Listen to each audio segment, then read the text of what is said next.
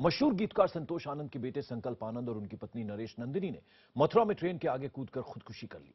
हिंदी फिल्मों के लिए कई बेहतरीन गाने लिखने वाले संतोष आनंद इकलौते चिराग के बुझने से पूरी तरह से टूट गए हैं। यकीन कर पाना मुश्किल है कि उनके बेटे ने इस तरह अपनी जिंदगी खत्म कर ली है।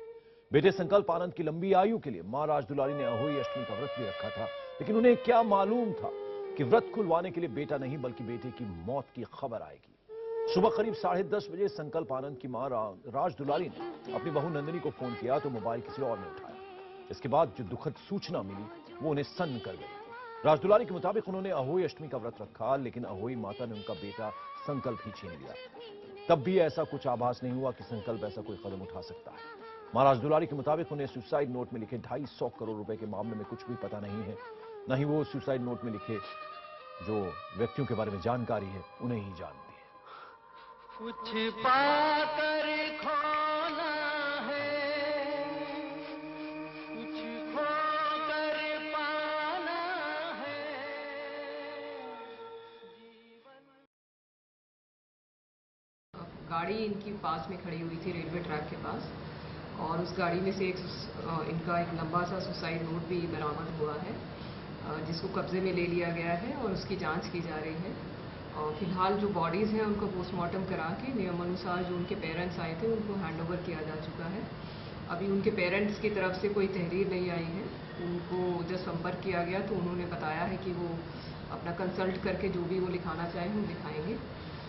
जो भी मुकदमा लिखा जाएगा उसके बाद उसमें नियमानुसार उसमें इन्वेस्टिगेशन की जाएगी और जो भी फैक्ट सामने आएंगे उसके अनुसार कार्रवाई की जाएगी। जो बड़ी जांच होती है वो तो सीबीआई होती है और इनकी डिपार्टमेंटल होम मिनिस्ट्री की। मैं तो इन दोनों ही जांचों को चाहूँगा। यूपी पुलिस ने तो अपना काम करके हमको भेज दिया, ये अब आपके सामने दाह संस्कार होगा। संतोष जी, आपने कभी जिक्र किया था कि ये परेशान है? नहीं साहब, यही तो बात मैंने इनको, हमको पता हो तो हम उससे पूछे हम किस के मुझे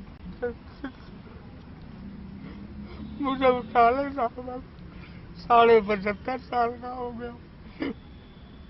एक लड़का मेरा और ऐसा ही है, सब अपनी अपनी तरह से वो लगा रहे।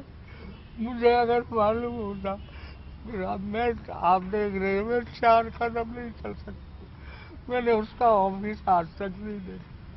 उसके ऑफिसर्स ने मुझे कभी कोई चिट्ठी नहीं लिखी। ये जो उनका कर्तव्य बनता है, मान लो वो नहीं आ रहा है तो आप उसके बाप को खबर करो। पढ़ाई में अव्वल। अच्छा आनंद साहब, आपको लगता है बहुत बड़ा स्कैम है जिसमें आपके बेटे को फंसाया गया? देखिए साहब, ये तो जांच होने के बाद ही पता लगेगा। मैं अपने तौर पर कैसे मेरा तो बेटा चला, दूसरे ला के दे दो मुझे।